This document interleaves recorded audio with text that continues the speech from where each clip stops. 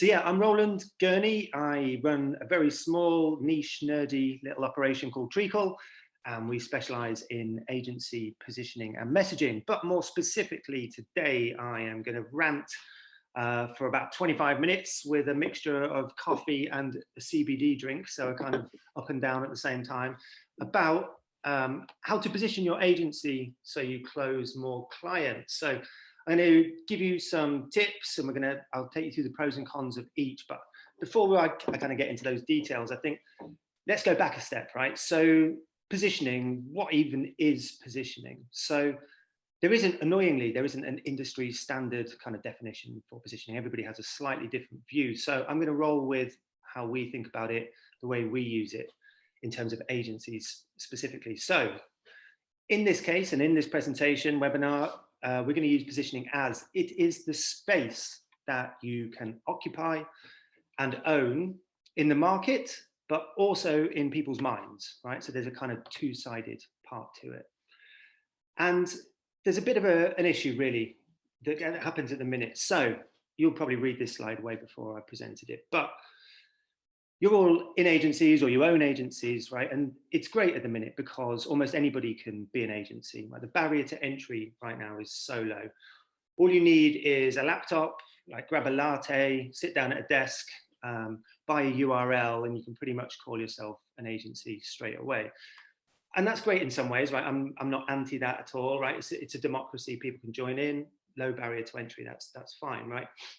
But what happens at the minute is the market is kind of filling up with more and more people, more and more agencies are entering the market, and they're not necessarily coming with a really strong USP always, right? They don't always have a kind of unique selling point or a point of difference, or even a really differentiated kind of area of expertise. They're kind of relatively generalist agencies doing quite a lot of stuff for quite a lot of people. And because of that, what that means is it's kind of all blending into each other, right? Agencies are starting to blend into each other more and more. It's very easy for new entrants to the market to have a look around and go, well, this looks pretty good and I like these guys. And so I'm going to kind of have some claims that sound quite similar to them. You know, like we grow your business, or we get you more leads, and all of these things that you hear on loads of agency sites. They end up kind of relying on the same cliches. So how many times have you been on an agency's website? Maybe you don't spend as much time on them as me, but you'll hear stuff like, we're passionate, or we're award winning, or I don't know, we care, or we're results orientated. These are all the kind of same stuff that you see over and over. And also nowadays, people have the same kind of case studies really. And that's not to say that everyone's doing the same work. It's just that I guarantee most people's case studies look really good and it was always a success. You never hear about anything ever going wrong. People only ever put their best foot forward, right? And this is great. And, there's loads of people coming through, but it's all becoming a bit samey and a bit sort of easy. And so for clients, it's all a bit interchangeable, right? It's a bit of a spiral downwards. Now, if you're an agency and you have a weak positioning like this, you've got no point of difference, you're not standing out in any way, you're not distinctive, you've got no reason to choose you over the others, that's a weak positioning. And what happens is you end up kind of trading on being the cheapest or the fastest, and that's a downward spiral. None of you out there want to be the cheapest or the fastest, right? Because when you're the cheapest or the fastest, you are being reactive, not proactive. You have to you're sitting by the phone, sitting by your laptop, waiting for leads to come through. And when they do come through, you're kind of desperate to win them. So you're willing to negotiate down on the money. You're willing to do it on a very fast turnaround. But the result of that, you don't get to do your best work, right? You're not doing that really pivotal, game-changing work for people. And so you can't show that off. You don't have that work then to try and attract new clients, bigger clients, better paying clients. And so you're stuck in a kind of weak downward spiral that's not great. And also it's harder to win those clients, right? Because the only way you can win them then is to be even cheaper or even faster.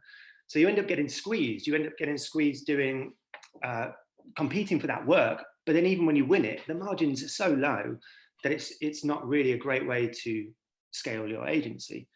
Now, obviously, as you'd imagine, the flip side of this is having a strong position. And we're going to go on in a minute to talk about how you do it. But let's get the kind of context set. So strong positioning is really being distinctive, different, having compelling reasons for any client to choose you over anybody else in your space. And we'll go on to the specifics of that in a second. But Agencies with strong positioning don't have to hustle and hard sell to win clients, right?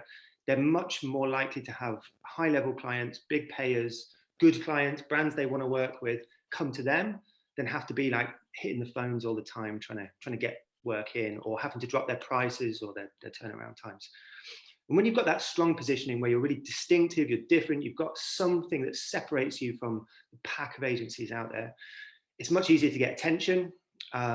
It's much easier to be remembered by the kind of clients that you want to get remembered by. You can get recommended, referred. It's much easier. You're positioning yourself inside the mind of your ideal client. They know you for something. They know where to go when they need that service or when they know somebody who does. And what also happens when you have a strong positioning, there's a shift in the power balance, right? So when you're seen as an executional agency, a weakly positioned agency, you're seen as an expense, just a justified expense you have to do. You do it, you do the thing they need you to do. And so the balance is out, right? You're down here and the client is up here and you're desperate for the client, right? That's the weak positioning. This flips when you can get a strong positioning, right? You are the expert. They need your expertise, so they're willing to pay for it. And as a result of that, you get more control back, right? You can control the process. So you get to say to them, look, no, it's not going to be a 2-day turnaround for this piece of work. It's going to be a 2-week or 2-month or 2-year process. And they're willing to go with that because you're the expert. Same with the pricing. You get to say, no, it's a £20,000 or $20,000 piece of work, not a $20 or £20 piece of work, right? So you get to control those when you have that positioning sorted. And it gets rid of those clients that we've all had, right? You'll be nodding along, I'm sure, to this, but those clients that pay the least but expect the most, right? And it flips that and gets rid of those, and you can start to be much more selective about who you work with, do your best work, scale up much more confidently from that because you're in an upward spiral from that point on. So let's get into the more kind of nuts and bolts of this a little bit. So I'm going to spin you through 5 ways to position, right? And I'm not saying this is the only 5 things in the world, but given the kind of time constraints, we're going to just sort of spin through the top 5. So how do you actually position your agency to stand out and close better clients? Now, the key thing here is better, right? So I don't think that just more clients is what you need. I know you might be disagreeing, everybody wants more clients, right? But actually, is it about that, right? Do you need just more and more and more low value clients that are difficult and hard work and have no money and expect everything now? Or actually, do you need better clients, right? And I think most of you would admit, actually, you'd rather have fewer but better clients. And this is what strong position is going to get for you. So let's look at number 1. This is how to position, right? So some of this stuff you might be like, yep, totally heard this a million times before. I'm not claiming that I've invented this, but I think it's really important that we cover some of this. So specializing by service, this is what you do. So if you want to position your agency this way, you go all in on having one specific service or offer that you deliver to people, right? And that could be to a range of clients. Now you might also, for example, that might be like, I don't know, running Facebook ads or email marketing, right? It's a very specific service and you can offer it to lots of people. You might also want to kind of specialize by a platform or a product. Now, if you're sensible, that might be something like quick mail, right? A great platform. You could go in on being a specialist in that and really own that. And that's going to give you a point of difference from loads of agencies out there. So there's lots and lots of generalist agencies around there. You know, they do lots of things for lots of people. Nothing wrong with that. I'm not anti-generalist in any way, but your first job is to kind of separate a little bit from them to get into the kind of consideration set for those better clients. So a service or a platform or a product is a great thing to go all in on. It means you can go really narrow, but really deep. And then the benefit of that is you can be an expert in something, right? You can be that expert. Instantly that positions you up above the people who are kind of generalists. They're kind of jack of all trades. They do a little bit of lots of things. Suddenly you're higher up. And that means you can command more of a premium. It also means that you can sell the benefits of that service. So let's say you're running Facebook ads, right? You don't just have to talk in general terms about growing businesses or building brands. You can be very specific. And you can see under the pros, specific messaging, specific sells, right? The more specific you can be about the benefit of something to somebody, that resonates with people. And so you can be really specific when you offer or do something very specific, but you can't if you're just offering everything to everyone. So specializing by service is great. And the other thing that comes with it, right? You're rinsing and repeating. You're doing this over and over and over again. There's a kind of increased efficiency. So you're doing email marketing over and over and over again. Now you build the processes for that. You work, you get better, leaner. It becomes more profitable. That means it's easier to scale. You can plug into other agencies or partner with other people. It's much easier. Now, I would say specializing by service is a great play if you're a kind of startup, small agency. I need to get some market traction, early stage agencies. This is a great play for you. It's easy to build partnerships. That might be with other agencies. It might even be with the platform or product. You might talk to QuickMail and be like, look, we want to specialize in offering, working with you guys just to deliver email marketing through you. Could we have a chat about partnerships, how that could work? You can see a kind of route to market that's a bit easier to scale. Everything, though, has a flip side, right? So if you go all in on a service or a product, it's not all plain sailing. It doesn't guarantee you're going to be rich. There are always some cons, right? So you do become vulnerable to stuff happening outside of your agency. So in the UK, we had GDPR, right? The kind of privacy stuff. You had like canned spam in the US and similar stuff worldwide, right? Suddenly, let's take cookies, for example. Suddenly something like that could completely flip your service. So it shakes up your industry and you've gone all in on ads or something like that, and then cookies come, the cookies thing comes in and you're a bit wobbly all of a sudden. Same with the platform thing, right? You might back a certain platform or a product and you've gone all in on that. Their business goes a bit wobbly for some reason, right? That leaves you a bit vulnerable. So there's always that edge of vulnerability here. Also, once you're positioned in people's minds, they know you for being the email marketing specialist. That's great. But once you start to widen out your offer, it's quite hard to shake that. If you've done a good job of the positioning, it's really difficult to then start adding in SEO or content or whatever else, web design, because people always think of you as the email marketing specialist. So there is that to battle against a little bit. And then the last one really on the cons is you have to factor with this one. Are you happy to be doing this thing day in, day out, right? So if you're going to go all in on email marketing, it has to be the thing you love doing, and your team have to love doing it as well, because it is rinse and repeat, right? You are going to be doing it over and over again. So there's some things to think about. So positioning around a service, smart play. If you're small, starting out, this is definitely something to explore. So let's move on. Number 2, as you'd imagine, is to niche or niche into a sector. So this is the who for, right? So this is kind of the same principle. It's about focusing in on an industry, a sector, a vertical, whatever you want to call it, but going all in on one of them, right?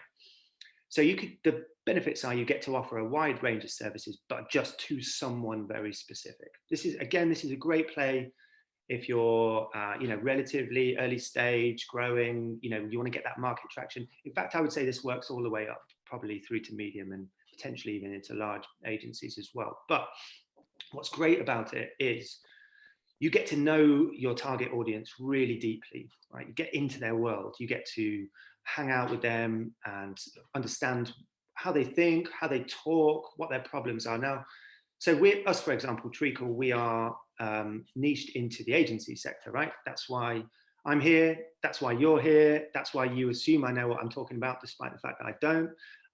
But we are very, very niched into one specific sector. Now, when I started this business, did I know everything about agencies?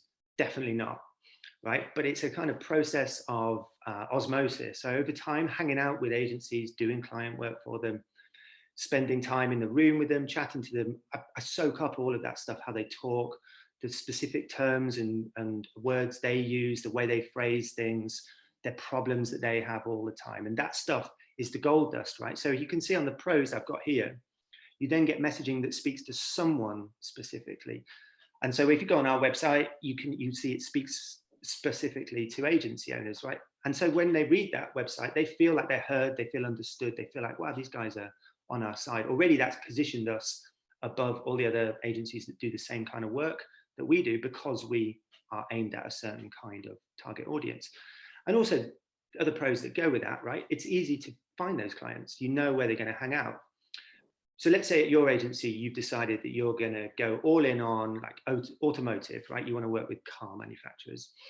You'd go to the big expo once a year. You'd go to car dealership Facebook groups, right? You'd know where to find those people to meet them, put yourself in front of them, and you'd also understand the kind of marketing you'd need to do to light them up, right? So it might be that you need to print some physical brochures and give them to people at an event. I don't know what it is, but you will know because you've been hanging out with them for a while, getting to know their world.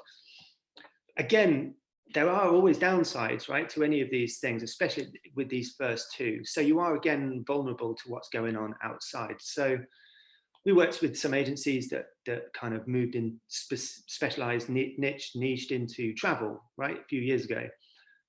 Perfectly good business idea at the time, like working off a laptop, sitting on a beach. It sounded like a great business to be in. Then COVID hits, pandemic, you know, crushes our industry for a few years, and lots of agencies we know unfortunately went under during that time. So things like that can happen when you're a full sector specialist. So you might want to think about where you go and which one you pick, and trying to make sure it's as bulletproof as you can get it. But you know, the world just doesn't work like that. You also have to think about, you know, where you draw the line in turning down people who are outside of your specialist area. So for example, we get approached by brands to do our work who aren't agencies. And sometimes we do that work, in all honesty, because it's a good fit, we like them and it feels good. And then there's times when we just say, no, this is just not us. We don't want to water down our positioning. Publicly, we don't ever talk about any of that stuff at all, because it would just mess our positioning up. So you'll have to kind of find the line in the sand for you, but publicly you want to be very clear that you're for your target market. And then just like with number one, where we looked at specializing by service, you've got to remember, you're going to need to enjoy hanging out with these people because you're going to spend a lot of time with them, right? So don't pick like financial services if that kind of thing just bores you to tears, because you will have to be so deep into that world that it has to be something you can live and breathe day in, day out. So pick something you enjoy doing at least. But these first two, I would kind of overall class as a classic market positioning, right? So these are your two first things to examine as an agency. Could you niche by service? Could you niche by sector? These are, yeah, what we call market positioning. We do X for Y. This is the classic kind of way to position an agency. You've probably heard all of this before a million times. I'm not claiming it's revolutionary, but it's definitely worth thinking, you know, which, if either of these you would go into. But you might be sat there saying, well, I don't want to, right? You've just told me that I'll be vulnerable to stuff happening. So I want to offer quite a few services to quite a few sectors. Totally understand that. That's quite a smart play at the minute. But then the problem is, and part of the reason you may be here is, if you do that, how the hell do you be different or distinctive or interesting if you're kind of offering a few things to a few people? So it gets a bit more nuanced as we go through. So number three is to position much more around having a distinctive approach or a way of working. So this is the how, right? So let's imagine that you want to do like digital marketing, that's lots of services, and you want to do it for quite a lot of different ideal client types. You don't want to change your market positioning. Totally makes sense.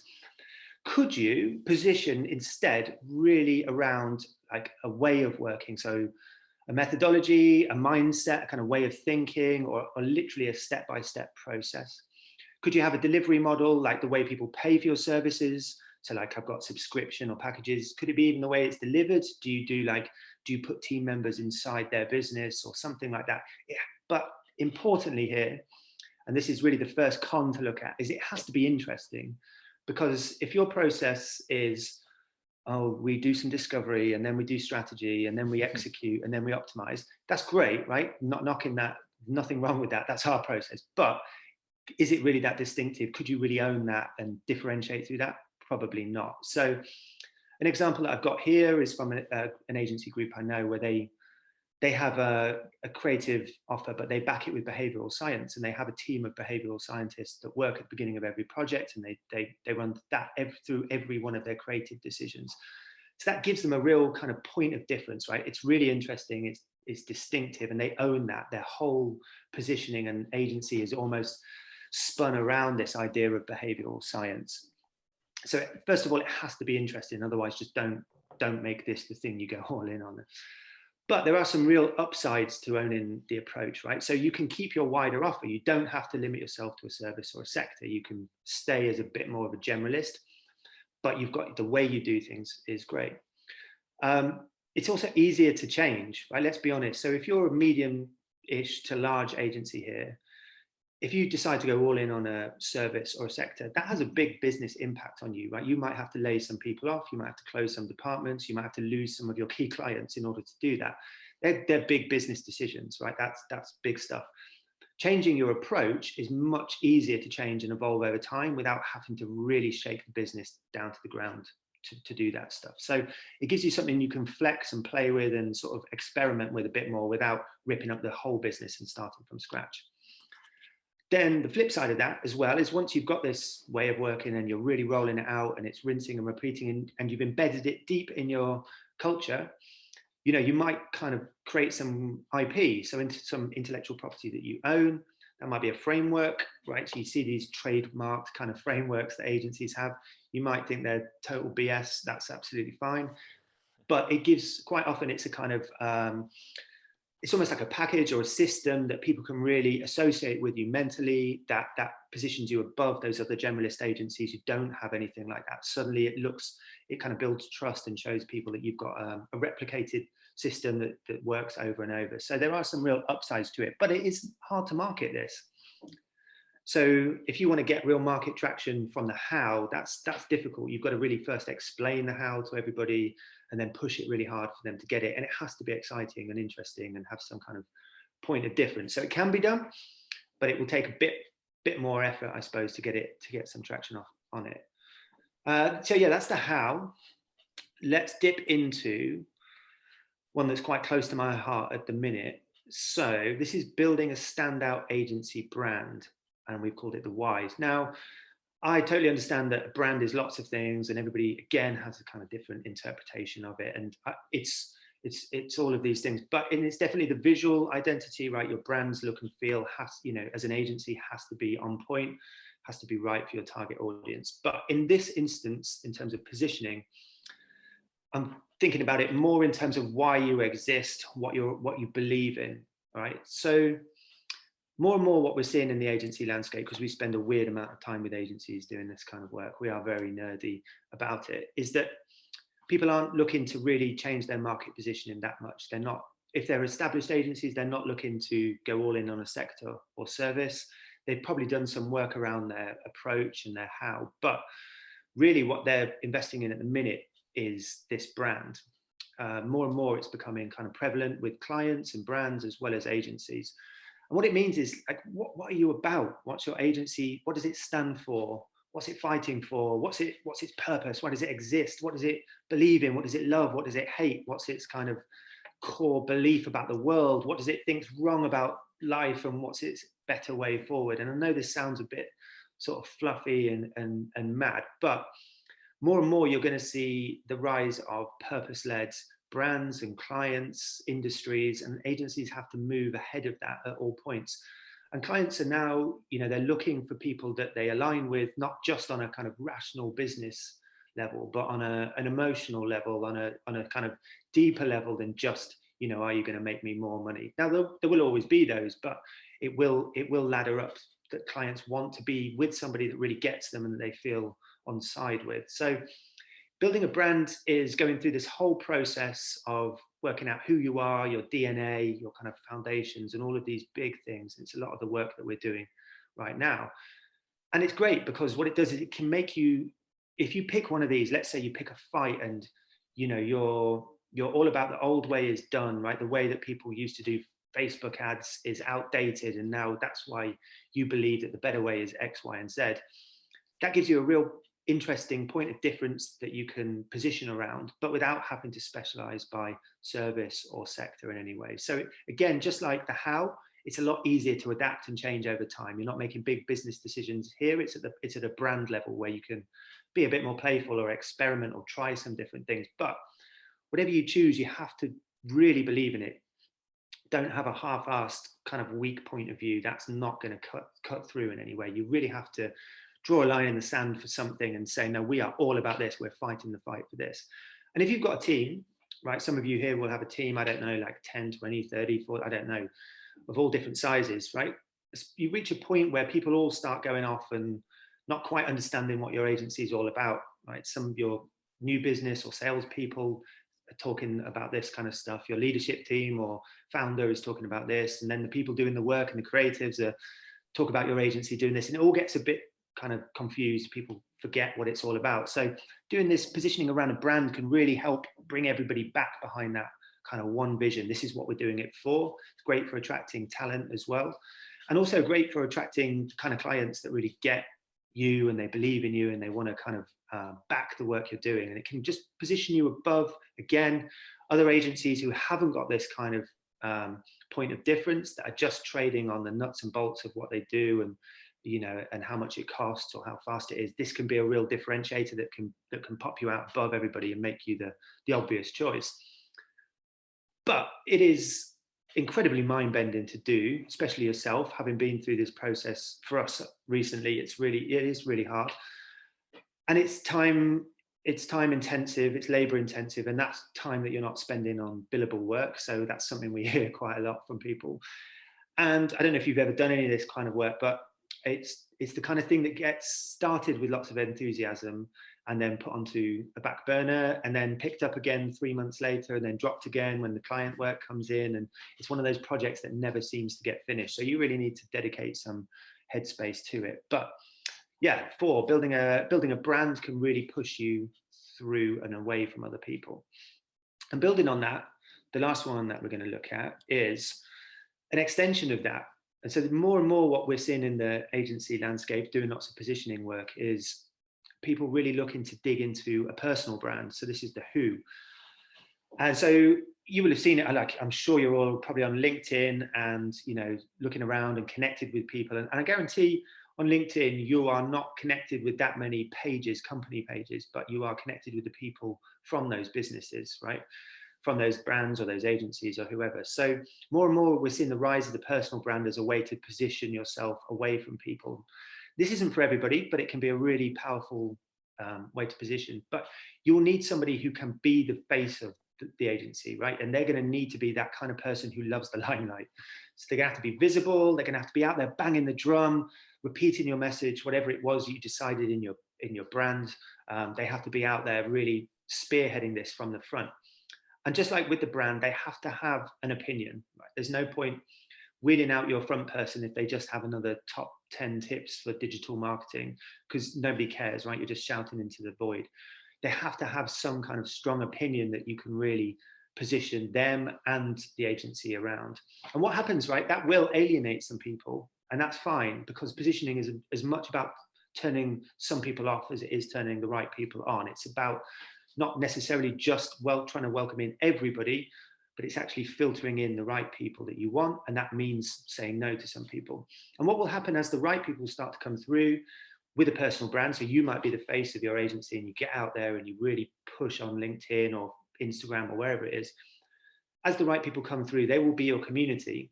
And that isn't as hippy dippy as it sounds, but they will be the people that show up and comment on your posts, or that get in touch, or that you meet in real life at events or socially, and they will kind of advocate for you, they will refer you, recommend you, they will bring in clients through that. And as you do these kind of personal brands and you build that and you get the message out, you should always add value, right? I know everybody always says that, but you don't want to just be spieling on about your dog. Nobody cares about that, right? You want to be adding something useful. But what also works is to not just be standing on a hill shouting as if you know everything, but is to be vulnerable as well, right? So to show people when it goes wrong, because people like people who are fallible and flawed. It's the pratfall effect, right? Everybody warms to somebody who isn't 100% perfect. So, get out there, be confident, and, have a really strong message that you can repeat, but be open to, showing them the other side of it as well.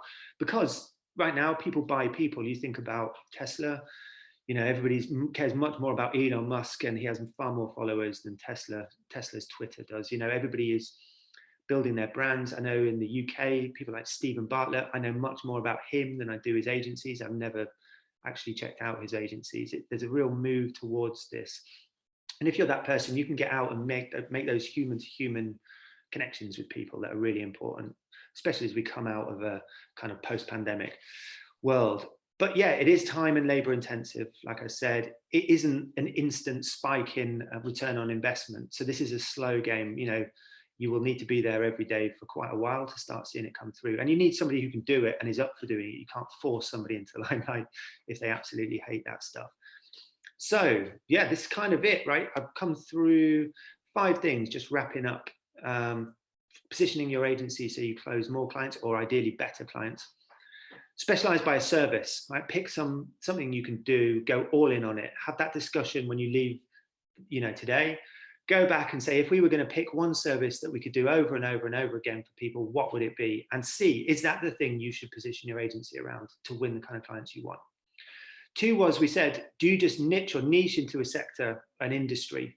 Say, right, go home today, or meet up with your team and say, right, who do we do our best work for? Who do we love working with? Should we 100% go in on those people and just only work with those? And that's a decision you could make to position your agency. Then it came a bit less about market positioning. We looked at, do you have a way of working that's really exciting, different for people, right? You will know that probably off the top of your head. If you do, really lean into it, position around it, own it, put the content out, get yourself famous for that thing, really differentiate, rise above everybody with that. If none of those are kind of landing, or maybe they are as well, but you still want to do this, is have a real strong opinion, like draw a line in the sand, really step out with a point of view that sets you apart from other people.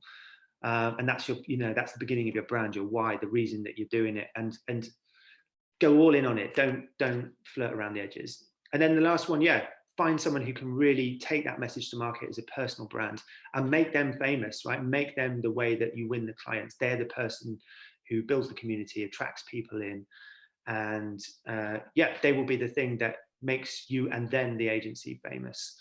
That's kind of it, really, in essence.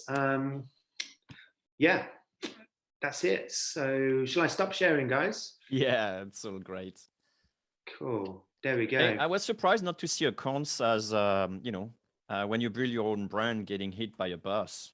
That's probably a bad thing, right? To give that to your grandchildren as well. Like inheritance may also be a big deal. I don't know. Like if Gary Vaynerchuk, for example, will die, I'm not sure what his agency will be doing, honestly. Yeah, what with the personal brand? Yeah, absolutely. Yeah, I mean, that is a good point, right? It has a relative shelf life and it's contingent on that person staying there. But ideally, it then leads into the other things that you can then get the traction from. But yeah, so lots of really good stuff. I will encourage everyone. So I'm going to ask you a few questions that we already got from people registering. But if you have any questions in the audience of things you heard and you want to know a bit more about maybe your own personal case, then do not hesitate to use the chat.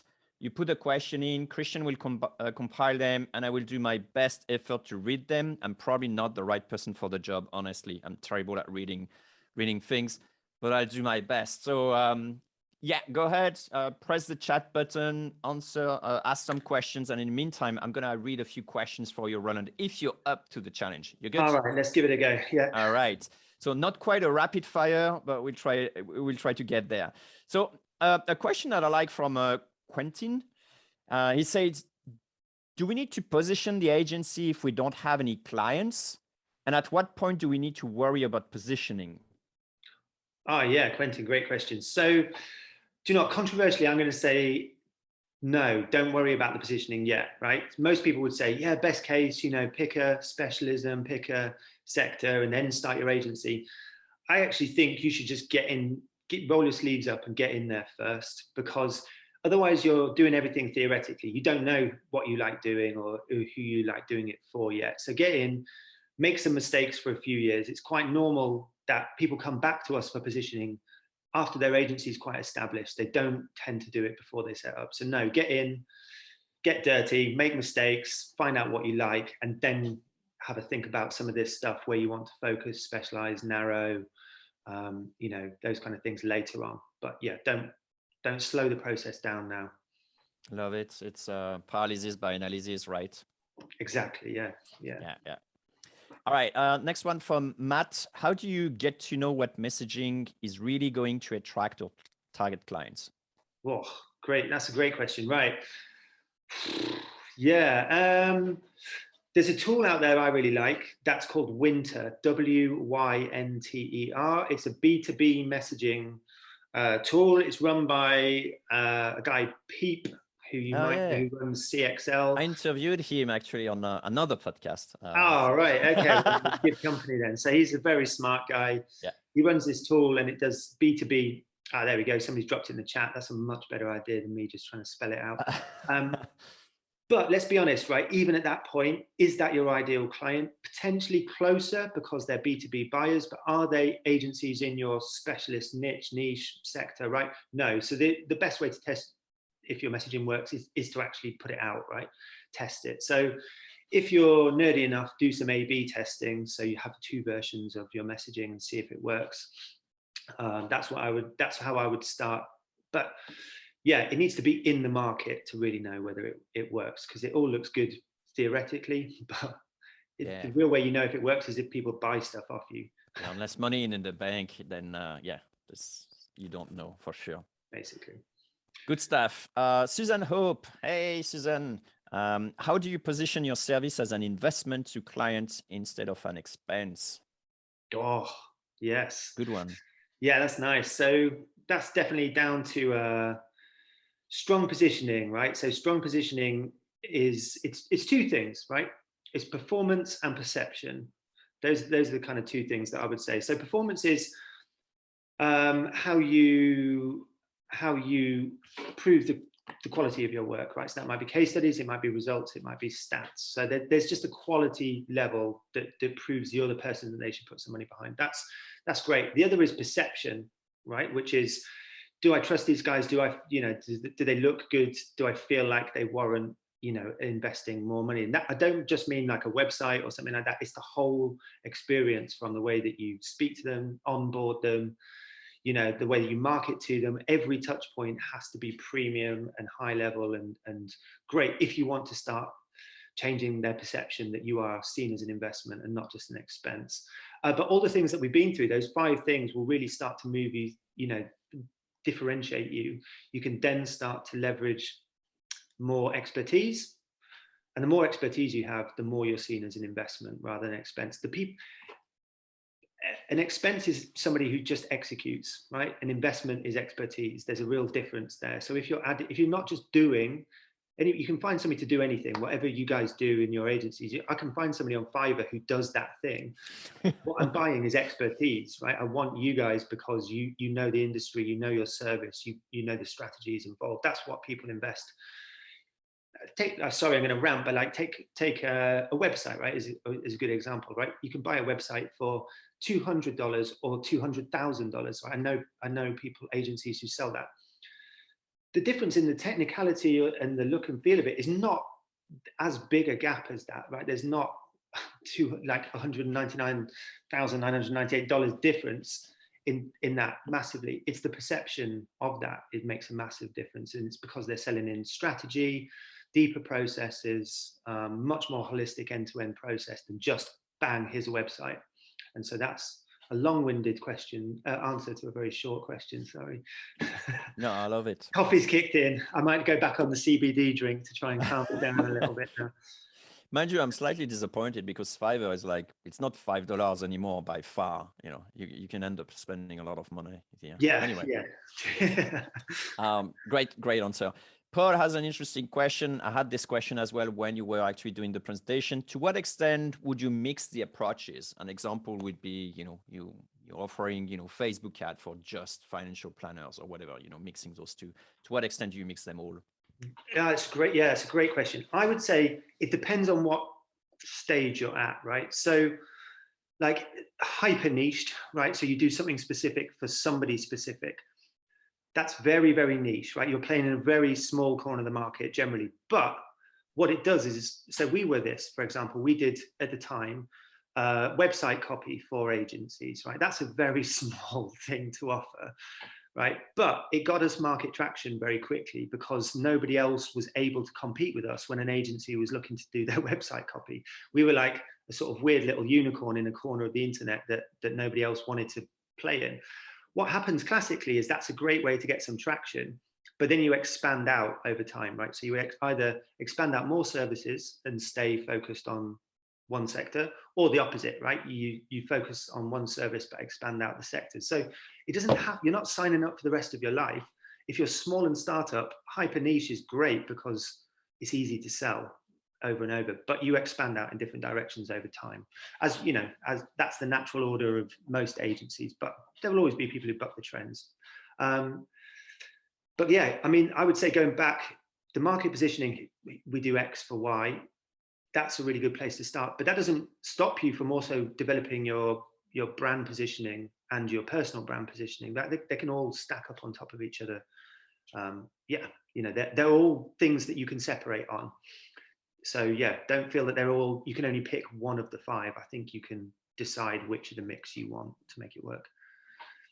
Am I right to think that your personal preference is the opposite? So 5 is actually stronger than 4, than 3, than 2, than 1 in, you know, overall, like if you had to only pick one? That's a great question. Again, it depends, right? Because if you're a big agency, like I said, and you've got 200 people, if you want to change your market positioning, that's a business decision, right? At that point, I don't feel comfortable telling somebody to lay off 50 people and specialize in something. So you have to make that call. So it depends on what stage you're at, really, of how you go about it. I would say the brand, the process, the personal brand could be developed at any stage by any size of agency. Those big business decisions, you need to, yeah, that's a bit kind of that's quite a big decision. Yeah. I wouldn't feel comfortable recommending that everybody takes as a blanket approach. Yeah. I was ready to fire half of my team, but fair enough. Let's move on. I don't want that blood on my hands. I say, hey, Roland said, you know, it's yeah. not, anyway. Get a lot of hate mail from disgruntled ex-employees of QuickMail. With very good email marketing campaigns as well, probably. There you go. Anna is having a question. I love the question. You mentioned that standout agency brand option as being a potential never-ending project. We are experiencing that at the moment. How can we avoid this? Yeah, well, I mean, all right, there's two answers here. The first is hire us, but that's kind of an obvious the second, no, the second, if you, yeah. Okay, I would say, all right, in all seriousness, hire someone, and it doesn't have to be us, right? You need some accountability person, external. Doing it internal, really hard, because you just, you kind of drink your own Kool-Aid and sort of buy your own bullshit a little bit. 2 is you need somebody who won't let you off the hook, and that has to be external. So get a consultant or somebody in who will make you work to deadlines, make you make decisions, and hold you accountable for the work. Otherwise, like you said, it just goes on. We've got people who are still doing it 5 years, 6 years later. And that's what, think of the market, the opportunity cost of that is hundreds of thousands, if not millions of pounds they could have been generating in that time. So yeah, pay somebody. It doesn't have to be us, but it should be us. It's a great answer. I love it. Jimmy, what's up, Jimmy? He says, I'd love to hear how you build a powerful personal brand as an agency owner, and what kind of content would you recommend positionings? ? Over the past 4 years, I have built my web design agency. Would you say to build on another? Oh, sorry. Would you say to build on that and or in addition, promote your own personal website? So it's more or less about content. Yeah, I mean, I'm not like an amazing personal brand myself, so I understand this is like, I'm not the shining example of this, but a couple of things, right? One is have something really interesting to say. If you're just talking about generic websites, is it going to differentiate you from anybody else who's talking about generic websites? So going back to number 4 on the kind of list, like pick a fight, right? Pick something, like have an opinion, really be prepared to piss a few people off, right? That's fine, that's good, right? You should draw a line in the sand for something and say, this is what I believe in. Then that's half of it. The next bit is showing up day after day after day, right? Personal branding is such a slow burn, but you have to be just willing to do the hard yards and just write something, even when you think you're just saying the same thing over and over again. If you go on my LinkedIn, it just looks like I basically write the same thing over and over again, reworded day in, day out. And to a certain extent, that's true, right? But what it does is it positions me as a personal brand in the minds of agency owners, that I am the person that that knows about agency positioning, rightly or wrongly. That's what they position me as in their head, just because I show up, right? I'm not saying what I write is great, insightful, inspirational. You know, it's not. It's just consistent every day. So that's actually really hard. That's the hardest bit. It is. Showing up. So yeah, have something, pick something exciting to say, and then show up daily. That's kind of it. Okay, I want to ask you a couple of more questions. They're not Yeah. necessarily linked to branding, but it's still good. Ron is asking, what's a good 12 months retention rate? No idea. Great. I love that. When people are not trying to make I up mean, answers. This is good. This is good. The problem is we are a project-based agency, so our work is lumpy. So I'm not, you know, we have a different way of working than maybe lots of you do. So I'm just probably just not the best person here. You probably want to open that out to the floor, really. If anybody else has got any. That's fine. We got plenty of speakers in our webinar series. Josh already answered in a preview. So I would recommend you go and watch Josh's webinar. Another quick question. Hans say, well, maybe quick, maybe not. How do you create great offers for your prospects? Oh, right. Like, oh, that's an interesting one. It's quite an open-ended question. Well, you could probably link it back to your branding, right, to some extent. And how would that offer differentiate between different branding? Well, look, I'm going to put it like this, right? So going back to the point that there's two things that people buy, right? There's expertise and execution, right? Execution is I would say for most people quite a weak positioning. But it's easy to get other people to do it. It gets commoditized, downward spiral. Who can do it the cheapest, the fastest? So if you're talking about an offer that you want to bring in that's going to win you better clients, for me, this is only my personal opinion, sell the expertise as well as the execution, right? So you want to be, before you get into doing the thing you do, building the website, running the ads, designing the leaflet, can you sell in some kind of discovery phase, right, that shows that you get deep into their world? Can you sell in some kind of strategy process where you can start to think deeper about their business and their aims and their audience and all of these things? Because that's really a much more interesting offer for higher paying clients. Is they're trusting you with more money, more responsibility. They don't just want the thing at the end. They want you to take them through a process that they can pay for and then probably stay with them over time, right? That expertise doesn't need to drop off a cliff, you know, depending on what your service is, but can you stay with them, help them improve it, build their business? It's almost a kind of more consultative model, right? Because yeah, the other option is you're just selling websites, and unless your websites are massively different from other people's, which I don't think technically nowadays is even that possible, right? They're all built within the same 6 ecosystems. It's quite, you know, so it's the things around it that's the offer nowadays. I think that's where you can upsell, add value, create a more upmarket kind of offer. I think that's what that question means, but I can't remember who asked it, but they might tell me that's just an awful answer that didn't make any sense. Was Hans. Anyway, final question from both Andy and Jimmy. They're asking more or less the same thing. How often do you post on LinkedIn, and would you focus on LinkedIn as a social media platform for agency? Just kind of like same bundle. Yeah, questions. well, I mean, I think there's two things that I like, and everybody's got their own thing, right? But yes, I like LinkedIn personally because I feel like it's a platform, it's growing, it's business, and your ideal clients are probably on there.